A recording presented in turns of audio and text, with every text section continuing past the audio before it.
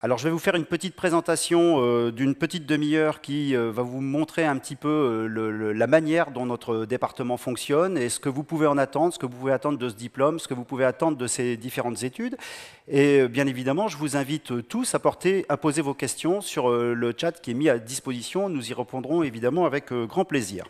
Alors la présentation que je vais vous faire, puisque c'est l'occasion quelque part de vous retrouver, même si j'aurais préféré évidemment vous retrouver en présentiel plutôt qu'en virtuel, mais c'est quelque part l'occasion de vous présenter d'abord l'université, parce que le DUT informatique, on dira le BUT par la suite, on y reviendra, le DUT informatique se place au cœur de l'université, et l'université c'est une vaste ville. Alors voilà, c'est important de savoir un petit peu où vous allez mettre les pieds, on se fait souvent de fausses idées sur le fonctionnement de l'université et sur l'endroit où on va se retrouver. Donc c'est le bon moment de faire un peu le point là-dessus. L'université de Lille a été créée en 2018, il y a 2 ans, de la fusion des 3 grandes universités lilloises qui étaient Lille 1, Lille 2 et Lille 3. Et donc c'est maintenant l'une des plus grandes universités françaises, puisqu'elle totalise près de 80 000 étudiants. Donc vous imaginez le volume que ça représente, 80 000 étudiants, dont plus de 10% d'étudiants à l'international et 12 000 étudiants qui sont en formation continue. Alors tout ça, c'est évidemment géré par une masse de personnel qui est assez importante, qui en fait la plus grande entreprise de la région, bien évidemment. Donc on a près de 7 000 personnels, dont 3 300 enseignants-chercheurs, parce qu'il faut le savoir, les enseignants qui vont enseigner dans le cadre du DUT ou d'autres formations de l'université sont majoritairement des enseignants-chercheurs qui ont un service d'enseignement et de recherche à effectuer. Il y a donc 66 laboratoires de recherche qui sont labellisés au sein de cette université, et l'université est décomposée en un certain nombre on pourrait dire de modules, mais voilà, ce qu'on appelle chez nous, dans notre vocabulaire un peu compliqué, des unités de recherche ou des unités de formation, des instituts, etc. Voilà, on a toute une série de petits modules, dont des écoles d'ingénieurs, comme l'école Polytech Lille, des instituts, comme l'Institut d'administration des entreprises, l'IUT qui nous intéresse, le QEP, etc. On a même une station marine à Wimereux, voilà, sur la côte, pour les biologistes, pour vous dire que l'université, c'est quelque chose de très très large. On a aussi notamment l'Observatoire de Lille. L'Observatoire de Lille fait partie de l'Université de Lille. Il y a évidemment, pour gérer tout ça, des restaurants universitaires, des résidences universitaires et différents campus. Donc maintenant que nous sommes tous fusionnés, on a 5 grands campus et nous, on se place sur le campus de la Cité Scientifique.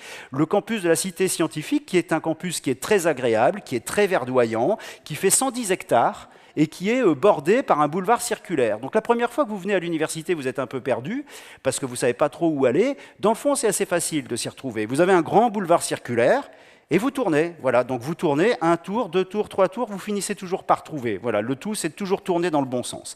Alors, je vous ai mis le petit plan de la cité universitaire. Nous, on est près du métro qui s'appelle Cité Scientifique. On est à 3 minutes à pied du métro Cité Scientifique. Alors, le centre de ce petit plan que vous venez de voir, là je reprends le transparent, là, ce qui est juste au milieu, eh bien, c'est un outil fabuleux qui est ce qu'on appelle le Learning Center Innovation, qui est un outil à disposition des étudiants, voilà, qui est une sorte d'immense bibliothèque avec des salles de repos, avec des salles de travail que les étudiants peuvent réserver pour travailler en groupe, pour travailler ensemble, pour louer des ressources vidéo, pour louer des livres ou différents types de ressources qu'ils vont pouvoir consulter sur place dans un endroit qui est très agréable. Des tas de canapés pour se vautrer allègrement pour pouvoir lire un livre agréablement. Il y a 2 cafétérias qui sont à l'intérieur. Bref, c'est un outil qui est absolument fantastique, qui est mis à disposition de nos étudiants. Et l'ensemble des étudiants, en général, se retrouvent au cœur de la cité scientifique, au Learning Center Innovation. Je voulais juste en dire 2 mots. Alors je zoome un petit peu à la fois dans ce campus pour arriver à l'Institut universitaire de technologie, l'IUT. Voilà, donc l'IUT, IUT, c'est un acronyme, évidemment, et donc c'est donc un institut. Et l'Institut universitaire de technologie au sein de la cité scientifique s'appelle l'IUT-A. Il y en a 3 au sein de l'université. Il y a le A, le B et le C. Et le A concerne les sciences dures. Et donc, il gère 7 départements départements différents. Il y a un département chimie, biologie, génie électrique, génie mécanique, informatique, qui va donc nous concerner, gestion des entreprises et mesures physiques. Voilà, c'est les 7 départements qui sont gérés au sein de notre bâtiment. Et vous avez une photo du bâtiment. C'est le plus grand, c'est le plus récent, c'est le plus neuf, c'est le plus beau de tous les bâtiments de l'enseignement supérieur au nord de Paris. Voilà. Si vous aviez eu la possibilité de venir aux portes ouvertes, on se serait fait un plaisir de vous faire visiter ce bâtiment parce que, honnêtement, c'est une vraie merveille. Voilà. Les étudiants sont vraiment dans un cadre qui est absolument remarquable. On a des salles TP mises à disposition des étudiants qui sont vraiment idéales, qui donnent aux étudiants des conditions idéales. Vous avez bien évidemment une machine par étudiant. Les machines sont toutes très récentes. On n'a aucune machine qui date de plus de 3 ans. On fait un renouvellement par moitié. Voilà, on fait un renouvellement par moitié des salles TP tous les 3 ans. Donc les étudiants ont tous une machine qui est quasi neuve à disposition tout au long de leurs études, qui partagent évidemment en fonction des différents cours avec d'autres. Ils ne partent pas avec eux, malheureusement, encore chez eux. Elle doit rester sur place. Mais voilà, donc vous avez des conditions qui sont parfaitement agréables. Et voilà, donc c'est un immense bâtiment. Alors, bon, je ne peux pas vous décrire le bâtiment comme ça en virtuel, mais voilà, sachez par exemple que toutes les vitres que vous voyez tout en haut correspondent à toutes nos salles TP. Toutes les vitres en haut, c'est le département informatique. C'est toutes les salles TP du département informatique qui sont à disposition de nos étudiants. Alors, j'en arrive maintenant au diplôme. Alors le diplôme, jusqu'à présent, ça s'appelait le diplôme universitaire de technologie, le DUT, et vous savez comme moi que la mode est aux anglicismes et que, paraît-il, dans la bouche de certains, ça ferait mieux de parler un peu anglais. Et donc on a transformé ça, depuis cette année, en BUT, voilà, Bachelor universitaire de technologie. Qu'est-ce que ça change dans le fond? Pas grand-chose, voilà, si ce n'est le nom que certains pensent faire peut-être un peu plus pompeux. Voilà, je ne partage pas cet avis, vous le sentez bien dans mon discours, mais voilà, donc DUT, BUT, voilà, c'est le même combat. À quoi ça correspond? Eh bien, ça correspond à une formation qui est très pratique, qui est très concrète, qui est très tournée vers l'entreprise, avec beaucoup d'intervenants industriels qui viennent dispenser des cours, avec des cours qui sont très tournés vers le fonctionnement de l'entreprise, très peu de théorie, si vous voulez, en DUT informatique. Le travail est assez chargé, c'est 35 heures de cours par semaine, donc l'étudiant arrive chez nous à 8 heures du matin pour repartir à 6 heures de soir. Voilà, c'est un volume de travail, un DUT. Le travail se fait un peu comme au lycée, c'est-à-dire que les étudiants sont en groupe, donc nous on met les étudiants en groupe de 25 étudiants, et donc ça crée une petite famille, c'est-à-dire que très vite les étudiants se connaissent très bien, ils partagent évidemment tous les trucs et astuces, et évidemment l'équipe pédagogique connaît très bien ces différents étudiants, parce qu'on vit tout le temps avec notre petit groupe. C'est dans le fond un peu comme au lycée. Voilà. La structuration des cours et des matières se fait toujours de la même manière, c'est-à-dire que vous avez un cours en amphi, qui dure en général 1 heure par semaine, et puis ensuite des travaux dirigés où on essaye de mettre en œuvre sur le papier les différentes connaissances qu'on a pu acquérir en amphi, qui durent en général 1h30 à 2 heures, et ensuite des travaux pratiques qui durent aussi 1h30 à 2 heures, où là, l'étudiant se retrouve sur la machine et met en œuvre les différentes connaissances qu'il a pu acquérir pendant le cours et pendant le TD. Et donc, vous le constatez, pour chacune des matières, eh bien, vous avez quasiment autant de temps devant une machine que devant un professeur. Voilà. C'est presque 50% du temps que vous allez passer devant une machine. Pour venir en informatique, il faut aimer l'ordinateur, vous vous en doutez. Voilà. L'évaluation des étudiants se fait à contrôle continu, et donc toutes les semaines, voilà, le jeudi après-midi pour les premières années, le mercredi après-midi pour les deuxièmes années, vous avez une évaluation qui tombe. Voilà, donc toutes les semaines, c'est la fête, vous avez droit à une évaluation, et donc c'est quelque part, vous avez le bulletin qui se constitue un petit peu à la fois au fur et à mesure de votre avancée dans le cursus, et donc vous avez votre prise de température quotidienne. Voilà, c'est pas le test du Covid une fois tous les 3 mois, c'est le test de compétences toutes les semaines. Voilà, donc toutes les semaines, on vous prend la température et on vous dit, vous avez de la fièvre, vous n'avez pas de fièvre. Voilà, donc c'est plutôt pratique pour les étudiants parce que très vite, même dès les premières semaines étant arrivés chez nous, ils savent à peu près à quel endroit ils se situent, ils savent s'ils doivent mettre un coup de collier ou bien s'ils sont particulièrement à l'aise. Dernière chose très importante, c'est qu'un stage en entreprise est obligatoire. Le stage en entreprise obligatoire dès la 2e année, et donc les étudiants à partir du 1er avril partent en stage en entreprise, et je leur dirai par la suite, c'est le plein emploi. Voilà, chez nous, c'est le plein emploi. Tous les étudiants, évidemment, ont un stage sans aucun problème et tous les étudiants trouvent un emploi sans aucun problème. Voilà, alors ça c'est vrai, pas seulement pour le département informatique, hein, c'est vrai pour tous les DUT, dans toutes les universités françaises. Voilà, ça c'est le plan de travail de tous les DUT, de tous les BUT, on dit maintenant. Voilà. Tout le monde est logé à la même enseigne. Alors maintenant, j'arrive plus précisément à l'informatique. Alors vous allez venir faire des études en informatique. Je vais devancer un petit peu ce que je devais raconter. Dans le fond, voilà, il y a une question qui vous brûle les lèvres, hein, j'imagine, c'est est-ce que c'est dur, est-ce que c'est pas dur, est-ce que je vais m'en sortir, est-ce que je vais pas m'en sortir? Voilà, alors je vais essayer de régler le problème tout de suite. Les étudiants qui s'en sortent pas chez nous, parce que voilà, faut faire amende honorable, il y en a qui s'en sortent pas. Les étudiants qui s'en sortent pas chez nous, c'est toujours des étudiants qui ne savaient pas véritablement où ils allaient mettre les pieds. Voilà. C'est des étudiants qui ne savaient pas véritablement ce qu'est l'informatique. Donc c'est une question qui est fondamentale, c'est une question que vous devez vous poser maintenant, parce que là, si vous rentrez chez nous, vous en prenez pour 40 ans. Voilà, donc il est quand même important de savoir exactement où on va mettre les pieds.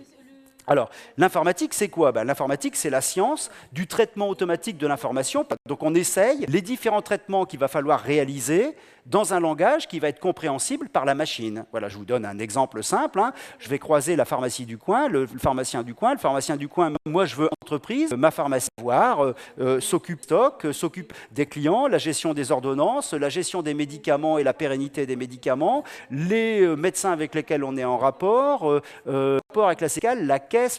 Et entreprise, c'est prendre en compte tout ça. Et le but du DUT informatique, c'est vous former à être capable de prendre en compte tout ça. Donc bien évidemment, au départ, ça vous paraît une montagne, mais un petit peu à la fois, vous allez gravir cette montagne pour être capable de prendre en compte les problématiques. Ce qui est important de comprendre, c'est que le DUT informatique, c'est d'abord des codeurs, c'est des gens qui vont coder. Voilà, il n'y a pas de conception artistique chez nous. Hein, donc, si jamais vous vous dites, moi, ce qui m'intéresse, c'est de faire de la conception artistique, de sites web, etc. Chez nous, on n'est pas très artistique. Nous, on est vraiment au cœur de la conception artistique, mais pourtant, les domaines de prédilection de nos étudiants sont très, très variés. Voilà, parce que de l'informatique, on en trouve partout. Voilà. Donc vous pouvez très bien aller faire de l'informatique demain chez OVH pour faire du cloud computing, vous pouvez aller chez Archimède pour la conception de sites web et à la caisse d'épargne pour faire de la gestion de comptes bancaires. C'est évidemment, tout ça est ouvert. Et donc on a de la gestion, on a de la conception web, on a de la gestion de bases de données, de la conception multimédia, conception qu'on fait sur différents ordinateurs, des smartphones, hein, je dois en avoir un dans la poche, si jamais quelqu'un parmi vous ne savait pas encore ce que c'est qu'un smartphone, en voilà un, voilà, des bornes interactives, etc., etc. Voilà. On applique évidemment nos traitements informatiques à tous les domaines de toutes les entreprises et sur tous les supports. Et vous comprenez que c'est ça qui fait notre richesse, quelque part. C'est pour ça que, quelque part, chez nous, c'est le plein emploi. C'est que vous pouvez aller partout. Voilà, si ce qui vous plaît, c'est d'aller travailler chez l'API qui chante, vous allez travailler chez l'API qui chante. Il y a un service informatique. Détail, les maths informatiques, à partir de la prochaine rentrée, ça va se passer en 3 années. On y reviendra par la suite. Et les 3 années, évidemment, vous permettent de gravir, tout à l'heure, par les bases, le système d'information, les systèmes d'exploitation, les langages informatiques. Et puis, en deuxième année, on va traiter des outils un peu plus évolués, comme les bases de données, les réseaux, la conception web, la téléphonie mobile. Et dans la 3e année du BUT informatique, si vous faites une 3e année, on en reparlera par la suite, on analyse encore les différentes compétences que vous allez avoir acquises durant la 1re et la 2e année. Alors, ce n'est pas seulement ça, un DUT informatique. Ça, en fait, ça touche à l'informatique, et ça n'est que 50% de nos cours. Parce que l'informaticien dans l'entreprise, c'est un homme interface. C'est-à-dire que l'informaticien, son boulot, c'est d'aller voir le service comptable et d'être capable de leur parler. C'est d'aller voir le service commercial et d'être capable de leur parler. C'est d'être capable d'aller voir le service financier et d'être capable de leur parler. Prenez bien que une balance est imbécile de discuter avec vous qu'on a, qui sont les compétences complémentaires qui permettent à l'informaticien d'être un homme interface. Vous aurez donc aussi de l'économie, de la gestion, parce que où je ne vais pas communiquer vos problèmes des différents interlocuteurs, vous faut communiquer en anglais, évidemment de l'anglais, vous aurez aussi des mathématiques, vous aurez toutes ces matières qui sont des matières complémentaires qui pèsent autant que l'informatique dans l'obtention du diplôme. J'insiste fort là-dessus. Voilà. Quelque part, vous pourriez vous dire, à une question que je n'ai pas eue. Je vous fais les questions et les réponses, si vous voulez. Hein. Mais voilà, est-ce que le DUT informatique, c'est fait pour les geeks? Voilà, vous entendez un peu ce son qui est récurrent de temps en temps. Ben, passionné par l'informatique, mais qui ne sait faire que de l'informatique, qui personne tiers, voilà, fondamentalement, on n'en veut pas. Pourquoi? Ben, parce qu'on ne saura pas le placer en informatique. On ne saura pas le placer dans une entreprise. L'entreprise, elle ne veut pas de gens qui sont communiqués. Voilà, devant avec vos parents. Voilà, tournez et posez-leur la question, avec qui ils veulent travailler demain? Avec quel informaticien ils veulent travailler demain? Ils veulent travailler avec l'informaticien qui est sympa, avec qui on peut discuter, avec qui on peut aller boire un café, qui est capable de sortir une petite blague de temps en temps? Ou ils veulent sortir avec le geek de Jurassic Park qui se met du ketchup partout sur la chemise? Avec lequel vous pensez qu'il va vouloir travailler? Voilà. Et bien donc, entre les deux, pour avoir une moyenne au bloc informatique, il faut avoir 8 de moyenne au bloc matière complémentaire et il faut avoir 10 de moyenne à l'ensemble. Voilà. Donc il faut avoir un bon équilibre. Le geek, ce n'est pas pour nous. Alors, je vais vous faire, voilà, je vais reprendre le premier cours dans la première matière là, qui a été citée, qui s'appelle l'algorithmique. Alors l'algorithmique, fondamentalement, c'est la matière la plus importante chez nous.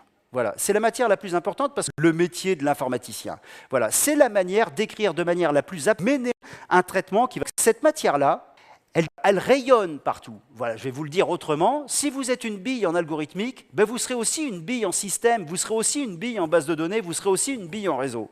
Voilà, la réussite en algorithmique, c'est le cœur de notre formation.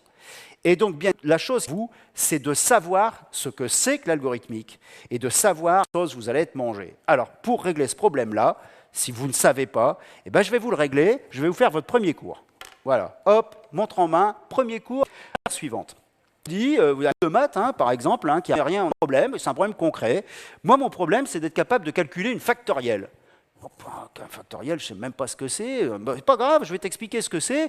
Une factorielle, c'est simple, c'est quand on prend un nombre entier, eh ben c'est le produit des n premiers là. Donc si tu c'est 5 fois 2 fois 1, dis-moi un programme qui va permettre à la machine de faire cette chose-là. Voilà. Alors, quand vous travaillez avec une machine, fondamentalement, voilà, si on fait abstraction de tous les langages, cette machine, elle a voilà, une grande armoire avec plein de petits tiroirs que vous pouvez utiliser comme vous voulez, et sur lesquels vous pouvez mettre des noms. Voilà, un peu comme à la maison, quand vous rangez les chaussettes, les chemises, les pullovers, etc. Vous mettez des noms sur les différents tiroirs. C'est ce que communément on va appeler une variable en informatique. Et puis elle a quelques petites opérations élémentaires. Donc par exemple, là, la petite flèche, c'est dire, je vais prendre un tiroir et je vais ranger un truc dedans. Donc j'ai un tiroir là que j'appelle résultat, et dans résultat, je vais mettre la valeur 1. La machine, elle sait aussi faire des calculs, donc elle sait faire des multiplications, elle sait afficher des choses, elle sait saisir des données à l'écran, et puis surtout, elle est capable de répéter des traitements. C'est ça qui fait sa force. Donc elle est capable de dire, je vais répéter un certain nombre de fois un traitement à effectuer. Et pour répéter un certain nombre de fois un traitement à effectuer, on va utiliser ce qu'on appelle communément une boucle, ici avec le mot-clé pour, c'est-à-dire tiroir, là, une des variables, pour que je peux mettre dans ce tiroir, je vais réaliser un processus particulier. Voilà, donc en gros, vous avez les différentes briques que vous êtes capable d'utiliser, et le but de l'informaticien, ça va être d'assembler ce jeu de Lego pour faire un truc qui a un sens, ici, pour être capable de calculer factoriel. Alors, il faut analyser évidemment le problème, c'est pas simple, hein. Il faut analyser le problème, donc on regarde ce problème, et puis on se dit, tiens, fois, je refais une multiplication avec le résultat précédent, c'est-à-dire que j'ai fait 2 fois 1, très bien, et puis après j'ai remultiplié par 3 le résultat, et puis après, j'ai remultiplié par 4 le résultat, et puis après, j'ai remultiplié par 5 le résultat, et vous entendez donc bien dans mon discours que je répète plein de fois, grosso modo, la même chose. Voilà. Il y a quelque chose de répétitif qu'on sent, voilà, qu'on perçoit facilement. Et donc, une fois qu'on a perçu ce truc répétitif, le fait qu'à chaque fois, multiplication du nombre suivant qu'on avait fait, et on écrit une première instruction, saisir la valeur du nombre pour laquelle je dois calculer ma factorielle. Donc je vais prendre un tiroir dans ma mémoire, je vais l'appeler n, je pourrais l'appeler comme je veux, je lui donne le nom que je veux. Voilà, je range la valeur qui m'intéresse. Puis je vais construire, je dis que je vais l'appeler, et puis au départ, il faut que je mette un truc. Alors c'est difficile de mettre un truc au départ on ne savait pas trop, mais bon, ce qu'on constate, c'est qu'il n'y a que des multiplications. Voilà. Alors que des multiplications, quand on a fait un bac scientifique, on sait qu'il y a un élément neutre pour la multiplication, c'est le 1. n'importe quoi, ça vous donne le n'importe quoi avec lequel vous l'avez multiplié. Donc c'est ce qu'on appelle l'élément neutre. On va commencer par l'élément neutre. Donc au départ, voilà, je mets 1. Et je vais répéter mon processus. Donc je vais répéter mon processus comme c'est marqué là en haut. Je vais donc répéter mon processus 5 fois 4 fois 3 fois, donc répéter autant de fois qu'il y a de valeur pour aller de 1 jusqu'à 5. Donc autant qu'il y a de valeur pour aller de 1 à n. Et donc je vais écrire cette petite boucle pour i, une variable quelconque que j'appelle i 1, je vais faire le même calcul dans ma case résultat intermédiaire, multiplié par le nouveau nombre, et je le remets dans le résultat. Et je recommence. Allez, je vous fais l'exécution. Pour le même prix, je vous fais l'exécution. Saisir n, je saisis 5, je mets 1 dans le résultat. Pour i allant de 1, au départ, i égale 1, i égale 3, etc., etc. Donc au départ, i égale 1. Dans mon résultat, je viens de mettre 1. I égale 1, une fois 1, 1. Si vous avez su répondre, vous êtes déjà sur la bonne voie. Je range 1 dans mon résultat. Et puis, je refais un tour de boucle. I maintenant est égal à 2. Donc, j'ai mon fil qui tire un peu là. Hop, je vais tirer ça. Voilà, si ça me donne des grandes oreilles, mais ça me donnera un peu de souplesse. Voilà, I égale 2. Donc, je vais chercher dans mon résultat. Vous vous souvenez, il faut avoir un peu de mémoire. Il y avait 2 fois 1, 2 à 3, 2, 6. Je range 6 dans mon tiroir. Je passe à mon quatrième tour de boucle. I égale 4. 6 fois 4, 24. Je range 24 dans mon tiroir. Dernier tour de boucle. I égale 5. Et j'en arrive donc qui est 120. Boucle, j'affiche mon résultat. Et bien ça, c'est de appliquer ça, gonfler pour nous. Voilà. Parce que le travail de l'informaticien, ça va être ça tout le temps. Voilà. Donc il faut aimer ça. Il faut aimer ce genre de choses. Il faut aimer jouer avec des Legos pour qu'on va être compréhensible avec le. Les conditions de travail. Les conditions de travail chez nous, je vous l'ai dit déjà, vous avez un bâtiment qui est remarquable, vous avez des conditions de travail qui sont... c'est vraiment dommage qu'on ne soit pas là sur place, parce que vous pourriez voir nos amphis. Nos amphis sont remarquables avec un équipement technique qui est parfait. Voilà, l'équipement technique pour faire les cours, ça va de la caméra qui nous permet de nous filmer à l'ordinateur mis à disposition, aux différentes tablettes, etc. Enfin, c'est d'une richesse absolue. Le travail, ont eu un esprit de famille sur l'université, mais je teste, ce n'est pas le cas chez nous. Dans mon cours, père, et je peux vous garantir que l'après-midi, dans le couloir, si je le croise, il va m'entendre parler. Voilà, vous n'êtes pas anonyme chez nous, on connaît tous les étudiants. Les TP, puisqu'il y a 50% du travail qui se fait en TP, 8 salles TP, donc tout le 8 salles TP, à finishing dans chaque salle TP, nos étudiants sont 25 par groupe. Voilà, donc ils sont 25 par groupe, il y a une machine pour chacun. Voilà, une machine très récente. Et donc, le rythme, je vous le disais tout à l'heure, pour chacune des matières, 1 heure de cours, 1h30 de TD, 1h30 de TP.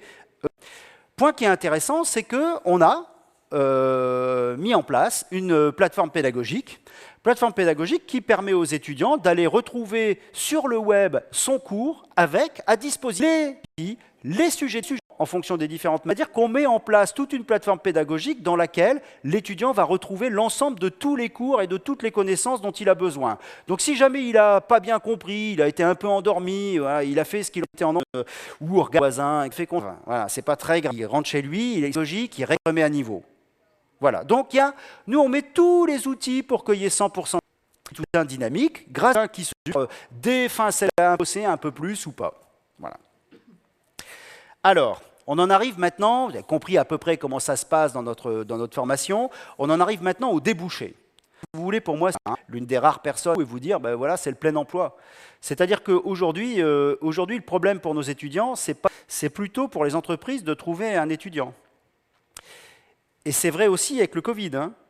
Et voilà. Et pour être très honnête, c'est même sans doute pire avec le Covid. C'est-à-dire je peux vous garantir l'offre d'emploi. Je vous tourne l'ordinateur là. J'ai plein d'offres. Je n'ai pas d'étudiants à leur donner. La crise du Covid, quelque part, a démultiplié les besoins en numérique. Donc, les entreprises qui travaillent dans le numérique effondrées de travail parce qu'il faut aller numériser tous les trucs qui n'étaient pas numérisés auparavant. Les offres, on a une embauche pour tous nos étudiants. Et donc, voilà, c'est quelque part le monde parfait. Alors, je suis précis quand même avec vous. Voilà, je suis précis quand même avec vous. Nous, on offre, voilà, nous, c'est pas nous qui les offrons, c'est les entreprises, les offres d'emploi qu'on présente, des offres de stage qu'on présente aux étudiants. Après, il faut aussi que les étudiants aillent les prendre. Vous savez ce que c'est qu'un jeune de 18 ans, hein? C'est oh là, oui, mais là, c'est loin de chez papa et maman, j'ai pas envie d'y aller parce que c'est un peu loin, je veux pas y aller. Bon, bah quand même, on prend quand même ce qu'on trouve, quoi. Bon. Et puis après, il y a celui d'à côté qui vient et qui dit ah ouais, non, moi c'est le contraire, hein. Ah là, non, moi celui-là, là, le stage, là, mais c'est près de chez papa et maman. Moi, il est hors de question que je reste près de chez papa et maman, je veux aller plus loin. Ah, ok. Et puis il y a le suivant qui dit oh là là, mais là, c'est sous Unix, donc je veux pas aller là. Ok. Au contraire, moi je veux absolument Windows, et je veux pas de Linux, je veux pas aller dans cette entreprise. Bon, voilà. Donc voilà un petit peu la situation à laquelle nous, les jours, c'est ça. Donc il faut être un peu monde dans tout type d'entreprise. Donc les entreprises de services du numérique majoritairement, hein, ce qu'on appelle les ESN, dans les web agencies qui font de la conception de sites web, dans les sociétés de jeux vidéo, hein, en Kama, etc. En téléphonie et multimédia, de plus en plus, parce que de plus en plus les traitements sur téléphone et sur... Voilà, c'est ouvert. J'aurais tendance à vous dire, pensez à une entreprise, on trouvera un stage pour vous dans cette entreprise. Voilà, quelle que soit l'entreprise, entre informatiquement, il y a l'informatique. Une question aussi qui brûle les lèvres, c'est la question, voilà, alors comment ça se passe la poursuite d'études? Alors la poursuite d'études, on est en pleine mutation là aujourd'hui, hein, je pense que tout le monde l'a compris, on est en but d'un DUT, d'un diplôme universitaire de technologie, un but, le nom me fait toujours un peu sourire, le bachelor de technologie. Voilà, alors la différence entre les deux, je vais essayer de vous l'expliquer de la manière la plus simple qui soit, parce que voilà, c'est toujours très compliqué. Je vais vous expliquer. Oui. Ce qui se passe aujourd'hui, en DUT, suivent leurs études, par exemple, dans les masters de l'université ou les écoles d'ingénieurs, au bout de 2 ans. Ils peuvent aussi, chez nous, poursuivre, poursuivre en école d'ingénieur, en master, etc., ce n'est pas de plein droit, bien évidemment. Hein. Ils n'ont pas, voilà, l'école d'ingénieur n'est pas obligée de les prendre. Donc il y en a qui vont postuler et qui ne pourront pas. Bon. Et puis ensuite, vous avez les licences. C'est un an de fait un DUT et qui lui permet d'avoir le premier jalon de ce qu'on appelle au niveau européen le L licence master, soit au niveau européen L. Voilà, ça c'est la licence professionnelle. On a un DUT d'ingénieur pour l'université, poursuivre dans les licences professionnelles, non plus. Voilà. La réforme du DUT pour donner le but, c'est de dire que le bachelor universitaire de technologie intégrait dans le DUT la licence professionnelle. Et donc, fondamentalement, on se retrouve à 3 ans avec la licence, 7 fois de plein droit, un étudiant sortant de DUT rentrera dans la 3e année qui correspond aujourd'hui à la licence professionnelle. Aussi à la fin de la 2e et poursuivre ses études dans les écoles d'ingénieurs ou dans les comme il faisait au résumé. On a 2 blocs qu'on appelle le DUT. Et bien demain, avec le but, on a l'ensemble dans une seule boîte, ce qu'on appelle le BUT, le DUT plus avant plein droit. Alors, je rentre un... Bon, d'abord, les écoles d'ingénieurs, quel type de diplôme vous pouvez avoir? Ce qui l'intéresse, c'est le niveau d'études. Ce qui intéresse l'entreprise, c'est savoir que vous avez un bac plus 5. Ce n'est pas de savoir que vous sortez de tel machin ou tel autre machin. Voilà, c'est important. Soit vous allez à l'université. Dans les universités, les masters informatiques ont le même niveau que les ingénieurs. Voilà, vous avez devant vous quelqu'un qui enseigne en master, qui enseigne en école d'ingénieur. Je peux vous garantir que c'est la même chose. Voilà, c'est exact. Les entreprises, elles ne prennent pas un monsieur qui a fait tel diplôme ou tel autre diplôme. Ce qu'elles veulent, c'est un bac plus 5 en informatique. École d'ingénieur. Environ 15% de nos étudiants, 10 à 15% de nos étudiants qui vont en école d'ingénieur. Alors vous avez ici sur le campus de Lille, je le disais tout à l'heure, Polytech Lille, qui ouvre grand les portes à nos étudiants, puisque c'est là tout près. Il y a 13 écoles. Ensuite, les UT, je finis par me tromper dans les acronymes, les UT, les universités technologiques, il y en a 3. Le plus proche de nous, c'est celle de Compiègne. Il y en a 6 qui prennent nos étudiants parmi les meilleurs. Il y a ensuite l'ENIB à Brest, il y a ensuite l'ENSET à Toulouse, il y a ensuite l'ENSERB à Bordeaux. Ça, c'est des formations qui sont écoles d'ingénieurs, pas généralistes, mais écoles d'ingénieurs pour l'informatique. UT, vous ne rentrerez plus en général sur Polytech, etc. Tout ça, c'est mort. Quand vous voulez faire ça, c'est maths sup, maths spé. Voilà, il n'y a pas de secret, hein. Il n'y a pas de secret. Vous dites surtout pas, je vais aller en DUT, couillonner les mecs qui sont partis en... Non, ça ne marche pas. Hein. Ça ne marche pas. Grand maths sup, maths spé. Si vous n'allez pas en maths sup, maths spé, ben vous avez rayé ce critère-là. Voilà, vous ne serez plus grand patron d'entreprise. Hein. Voilà, c'est fini. Bon, on vit bien hein, quand on n'est pas grand patron d'entreprise quand même, hein, vous ne faites pas trop de soucis. Mais voilà, vous avez quand même rayé une case, il faut être clair, le système français fonctionne comme ça. Moi, je le déplore, hein, voilà, je le déplore, je ne suis pas d'accord avec ça, hein, mais voilà, le système français fonctionne comme ça. Les grandes écoles généralistes, c'est maths sup, maths spé. Ensuite, on est déjà dans un cran en dessous. Donc voilà, celle que je vous cite là, c'est le cran un peu en dessous. Ça prend les 15% meilleurs de nos étudiants. Ensuite, il y a les Bac plus 5 à l'université. Ici, à l'université de Lille, on a 6 grandes spécialités en master. Notamment, on a un master qui est tourné vers le réseau et la sécurité, un master qui est tourné vers tout ce qui est développement du web. On a un master qui est tourné vers la biologie informatique, la bioinfo, etc., etc. On a un master qui est tourné vers le jeu vidéo et la réalité virtuelle, le master EV. Enfin voilà, on a 6 grandes options. Moi, j'enseigne dans ces options. Il y a la moitié de la promo qui viennent de mon DUT d'avant. Voilà, je connais tout le monde. Et puis ensuite, on a les licences professionnelles. Donc les licences professionnelles vont encore vivre 2 ans. Et puis dans 2 ans, eh ben, elles seront intégrées dans le but. Voilà. Et chez nous, on en a 2. La DA2I, Administration Internet, et la Réseau Télécom. Voilà. Et puis après, ben, évidemment, on a des étudiants qui prennent un emploi tout de suite, parce que comme ils sont en stage et que la plupart des entreprises, elles cherchent à les garder, si vous voulez, il faut savoir saisir les opportunités. Hein. Si la question que vous vous posez, c'est « est-ce que je dois forcément poursuivre mes études ou pas ?» Ça dépend des opportunités qui se présentent. Je veux dire, moi, j'ai des étudiants, j'en connais quelques-uns, quelques anciens, ils sont arrivés dans des boîtes dans lesquelles, tout d'un coup, leur chef est parti. Le chef part en retraite ou le chef part en mutation, etc. La chaise est libre, on leur propose la place. De 2 choses l'une, hein. Soit vous la prenez quand on vous la propose, soit vous dites, oh non, je vais poursuivre mes études. Quand vous revenez 3 ans après, la place elle a été prise par un autre. Donc, bien évidemment, voilà, la vie, c'est une somme d'opportunités. Voilà. Et donc, faut savoir monter dans le train quand le train passe. Hein. Voilà, il faut monter, il faut surveiller, regarder. Je ne peux pas vous dire, moi j'ai des étudiants de DUT qui n'ont pas fait leurs études, qui dirigent des équipes d'étudiants qui ont poursuivi leurs études. Bien évidemment, hein. Poursuivre ses études, ce n'est pas le Graal absolu. Hein. C'est sans doute mieux.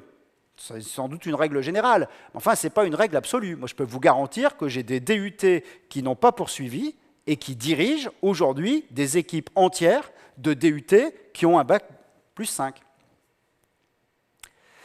Alors, bon, là, j'ai parlé du DUT et je sais bien un peu la question que vous vous posez aussi, c'est oui, mais alors pour faire de l'informatique, il y a différentes possibilités et à l'université, on nous offre aussi d'autres choses. Alors, vous voyez notamment comment ça se passe à l'université. Alors, je vous explique très brièvement. Hein. Si vous allez dans les grandes composantes de l'université, pour faire de l'informatique, il faut commencer par la licence 1 saisie. Voilà. La licence 1 saisie, c'est une sorte de fourre-tout dans lequel on met toutes les sciences. Informatique, mathématiques, mécanique, physique, électronique, etc., etc. Une fois que vous avez fait cette année-là, vous pouvez choisir un parcours un peu plus affiné. Donc c'est de l'affinement progressif. Et donc notamment pour faire de l'informatique, en 2e année, il y a un parcours qui s'appelle Maths Info. Comme son nom l'indique, c'est des maths et de l'info. Très honnêtement, c'est beaucoup de maths et un peu d'info. Et ensuite, vous arrivez à la L3, dans laquelle tout d'un coup, vous faites de l'info. C'est la même L3 que celle que mes étudiants de DUT vont récupérer après leur DUT. C'est le même endroit. Donc vous avez 2 chemins pour y aller. Vous avez 2 chemins pour y aller. Alors la question que vous pouvez vous poser, c'est lequel des 2 est le mieux ? Il n'y en a pas un qui est mieux que l'autre, si vous voulez. Il y en a simplement un qui est plus adapté à l'étudiant. Si vous êtes super autonome, que vous n'avez pas envie d'avoir un prof sur le dos tout le temps et que vous ne savez pas trop quelle matière vous intéresse, prenez la S1 saisie. Prenez la licence saisie, vous permettra de toucher à toutes les matières et d'affiner un petit peu à la fois. Si par contre vous savez que vous voulez faire de l'informatique, vous n'avez sûrement pas envie de vous taper de la mécanique, de l'électronique, etc., venez chez nous. Chez nous, vous ferez que de l'informatique. Chez eux, vous serez dans des grandes masses, donc vous serez un parmi des milliers d'étudiants. Chez nous, vous êtes dans un petit groupe d'informaticiens. Donc si vous êtes autonome, vous pouvez aller chez eux. Si vous avez quand même besoin qu'on vous prenne en main, qu'on vous surveille, etc., venez plutôt chez nous. Mais dans tous les cas, tous les chemins mènent à Rome et tout arrive à peu près au même niveau. En ce qui concerne le recrutement, j'ai plus beaucoup de temps, donc je vais aller très vite. En ce qui concerne le recrutement, voilà, principalement, nous, on va prendre des gens qui viennent de bac S et de bac STI, avec une prédominance sciences dures. Voilà, donc il y a maintenant dans le bac S et dans le bac STI des options informatiques. Elles ne sont pas obligatoires pour nous. On recommence l'informatique à zéro. Donc que vous ne connaissiez rien en informatique, ce n'est pas un problème. Voilà. Mais par contre, il faut avoir goût et appétence pour ça. Donc quelque part, si vous n'avez pas pris ISN, mais que vous avez pris maths ou que vous avez pris physique, bah voilà, vous êtes quand même dans les sciences dures. Donc on va préférer maths, physique, si vous voulez, à biologie. Voilà, biologie, c'est pas vraiment fait pour nous, a priori en tout cas. Voilà. Donc on regarde évidemment le bac que vous avez fait, on regarde les options que vous avez pu prendre, mais très honnêtement, que vous ayez fait de l'informatique ou pas avant, on s'en fout complètement parce que nous, on recommence à zéro. Voilà, donc que vous ayez pris l'option ISN ou pas, aucune importance. Le truc qui est important, par contre, c'est les maths, c'est l'anglais, et c'est l'équilibre général. Et pourquoi les maths? Parce que quelque part, c'est le même formalisme que ce dont on parlait tout à l'heure, c'est l'école de l'abstraction. L'informatique, c'est l'école de l'abstraction, les maths, c'est l'école de l'abstraction. On fait attention aux maths parce que c'est abstrait. Attention à Parcoursup, je vous explique brièvement comment ça marche sur Parcoursup. Jusqu'au 11 mars, vous pouvez saisir vos vœux. Vous avez 10 vœux maximum. Vous pouvez mettre tous les DUT de la région si ça vous fait plaisir. D'accord? À partir du 8 avril, vous devez avoir finalisé vos différents dossiers. Nous, on ne sait pas encore, mais il se pourrait qu'à la fin d'avril, on fasse des tests de positionnement. Voilà, si ça dépendra un petit peu du Covid et de la manière dont les universités sont ouvertes. Si on peut le faire, on fera venir les étudiants une journée pour un test de positionnement et vous aurez les réponses pour le 27 mai. Voilà, les réponses vous sont données le 27 mai. Faites attention, sur Parcoursup, vous avez 4 jours pour répondre. Si vous ne répondez pas à l'acceptation dans les 4 jours, c'est perdu. Je précise bien évidemment que le DUT informatique, il est très demandé. On a plus de 2000 candidats pour 150 places, donc c'est fortement demandé. C'est une formation qui est très sélective. Voilà, et donc il faut si vous avez la chance d'être pris, il faut vite la prendre, il faut vite la saisir. Voilà, alors quelques critères de choix, et je terminerai, voilà, c'est mon dernier transparent, donc je terminerai avec ça. Voilà, si vous vous dites, moi, j'ai un super bon niveau, j'aime les aspects formels, la rivalité avec les autres, l'aspect concours, etc., ne me fait pas peur, allez en classe préparatoire. La classe préparatoire, c'est les grandes écoles assurées, vous serez le roi du pétrole. Si par contre, vous savez ce que vous voulez faire de l'informatique, vous voulez quand même être suivi, parce que, bon, vous savez quand même que, voilà, si on ne vous met pas un peu la main sur le licol, vous allez faire un peu de conneries, donc il faut vous surveiller, parce que sinon vous allez sécher, etc. Et vous voulez donc du suivi, puis surtout vous voulez des aspects pratiques, du pratique sur la machine, venez en DUT. Et si par contre, vous, avoir un prof qui vous dit « t'étais pas à l'heure, t'étais pas là, t'étais pas présent, machin, etc. », ça vous fait vraiment chier, vous en voulez pas. Vous voulez de l'autonomie parce que vous êtes capable de vous prendre en charge, parce que vous êtes super mature, etc. Mais par contre, vous n'êtes pas encore bien décidé. Informatique, mécanique, électronique, vous savez pas trop. Prenez la licence saisie. La licence saisie, c'est l'orientation par échelle, un petit peu à la fois. Et dans tous les cas, si vous avez fait un DUT informatique ou si vous avez fait une licence saisie, à la fin, tout le monde se retrouve dans les mêmes masters. Voilà. Je vous remercie pour votre attention et on passe aux quelques minutes de questions. Vas-y. Alors, les prérequis sur le prérequis pour les BUT, bon, je pense que je l'ai un peu dit dans mon exposé. Voilà, c'est goût et appétence pour l'informatique. Voilà, c'est goût et appétence pour le formel. Mais ce n'est pas de connaissance informatique. Nous, on ne vous demande pas de connaître l'informatique. On recommence à zéro. J'aurais tendance à dire, quelque part, parce que c'est à vous de le savoir, voilà, vous avez tous une calculatrice programmable. Vous avez programmé avec ? Si la réponse c'est oui, vous savez ce que c'est que l'informatique, vous pouvez venir chez nous.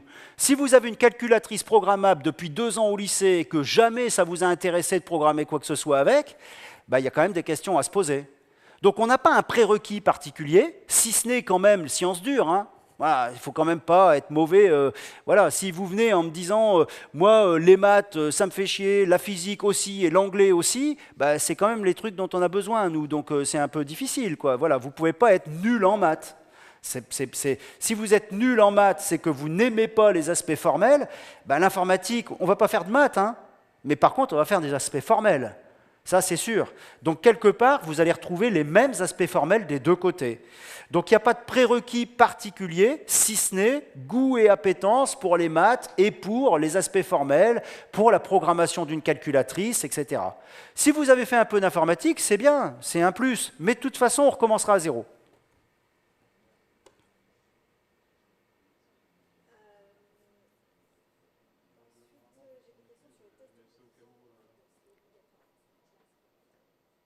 Alors, pour l'instant, ça reste une question. Donc, on s'adressera directement aux gens qui ont répondu à Parcoursup. Hein. Aujourd'hui, on ne sait pas. Voilà, vous savez que je peux même pas. Ouais, s'il a lieu, ouais. S'il a lieu, évidemment, il faudra venir sur place. Il n'aura pas lieu à distance. À distance, on n'a pas véritablement moyen de savoir qui est en train de répondre aux différents tests. On a quelques milliers d'étudiants à convoquer pour passer à ces différents tests. Donc il faut obligatoirement que ça se fasse à distance. Donc si le test de positionnement se fait, et là, ça ne dépend pas vraiment de nous, vous vous en doutez bien, mais si le test de positionnement se fait, il se fera en présentiel et il se fera aux alentours de mi-avril et vous serez prévenu via la plateforme Parcoursup ou via mail. Voilà, une fois que vous aurez été candidat. Alors les journées d'immersion, ben, on les fait d'habitude. D'habitude, on fait des journées d'immersion, on fait venir des classes de lycée chez nous pour qu'ils voient un petit peu comment ça peut se passer. Voilà, bon, je vais pas vous cacher qu'aujourd'hui, on est soumis à la règle nationale de 20% de nos étudiants présents par semaine. Et donc, ben, même nos étudiants ne viennent pas dans le bâtiment. Donc les journées d'immersion, malheureusement, ça risque pas de se faire.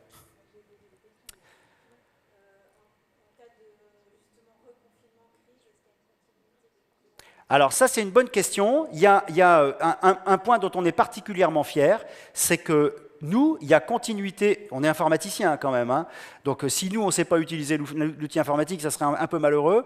Nous, il y a continuité pédagogique totale. Donc aujourd'hui, s'il y a reconfinement dès lundi, nous, l'ensemble des cours continuent en distanciel. Il n'y a aucun problème. Nos machines de l'IUT, nos réseaux sont accessibles de l'extérieur par les étudiants. Les étudiants, on leur a expliqué comment ils pouvaient se connecter sur des machines distantes et comment ils pouvaient travailler à distance. L'ensemble des cours est donné et donc il y a une continuité pédagogique 100%.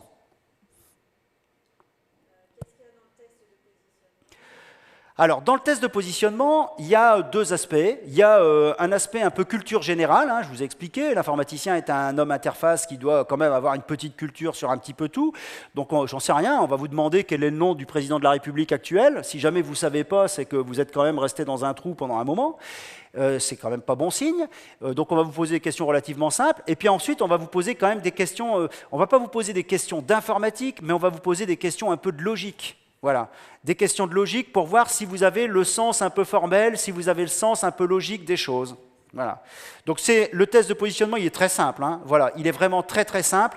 C'est pas tellement un test pour sélectionner les meilleurs, fondamentalement et entre nous, c'est plutôt un test pour écarter les plus mauvais. Voilà. Donc c'est des questions qui sont vraiment très très simples. Si vous ne savez pas y répondre, c'est que vraiment vous n'êtes pas fait pour l'informatique parce que les questions sont vraiment basiques.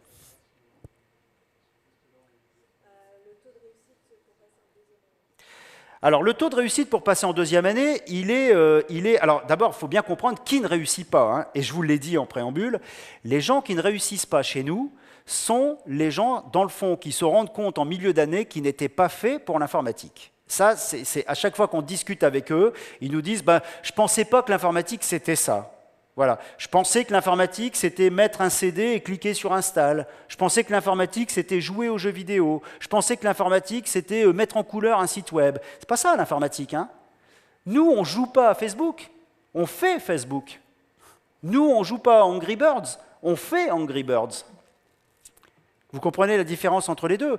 Alors, il y a, on va dire, 20% de nos étudiants qui, à un moment donné, se retrouvent comme ça dans une situation où ils se disent bah, « dans le fond, je ne suis pas véritablement fait pour ça ». Alors, je vous donne les chiffres, grosso modo. On a 125 étudiants en première année, on a 5 groupes de 25, on perd un groupe. On a 100 étudiants en deuxième année. Voilà, on perd 25 étudiants. Il y a 25 étudiants sur 125 qui nous disent bah, « tout compte fait, je ne suis pas fait pour ça ». Ce n'est pas tellement nous qui les mettons dehors, hein, d'ailleurs. Ils se mettent dehors tout seuls. Ils se disent bah, « ouais, tout compte fait, voilà, ça ne me va pas ».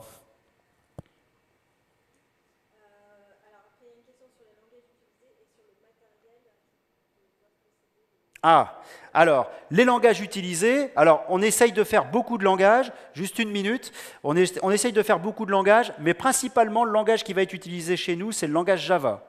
Donc vous allez faire énormément de Java, parce que Java c'est un langage de haut niveau qui permet de voir tous les concepts. Vous ferez aussi du Python, vous ferez aussi du C, vous ferez sûrement aussi un petit peu d'assembleur, etc. Voilà, ça c'est les langages que l'on va faire, principalement du langage Java. Dans les systèmes, ça sera principalement des langages Unix, mais vous ferez aussi du Windows. Et alors en ce qui concerne le matériel que vous devez avoir, nous on fournit des machines. Dans l'établissement, il y a des machines. Donc, a priori, vous n'avez pas besoin de machines particulières. Bon, maintenant, vous serez quand même évidemment plus à l'aise si vous avez un ordinateur chez vous, peu importe le système, parce que nous, dès le début, on vous fait installer dessus une machine virtuelle pour faire fonctionner tous les systèmes dont vous aurez besoin. Donc, quelle que soit la machine que vous avez, ce n'est pas très important. Le truc qui est important, c'est qu'elle ne soit pas trop ancienne. Voilà, parce que si elle est trop ancienne, eh ben, ça va ramer, comme on dit en informatique, hein, ça va être lent à exécuter les différents trucs. C'est tout ce que vous risquez. Il vous faut une machine connectée à Internet, quelle qu'elle soit, pas trop vieille. Voilà, pas trop vieille. Mais après peu importe le type de machine. Voilà, eh bien, je pense que c'est la fin de notre créneau. Je vous remercie en tout cas pour votre attention. Et j'espère vous retrouver chez nous. N'hésitez pas en tout cas à écrire au département. N'hésitez pas à prendre rendez-vous aussi bien ici pendant les portes ouvertes que plus tard. Nous, on est à votre disposition pour répondre à vos différentes questions, bien évidemment. Merci à tous.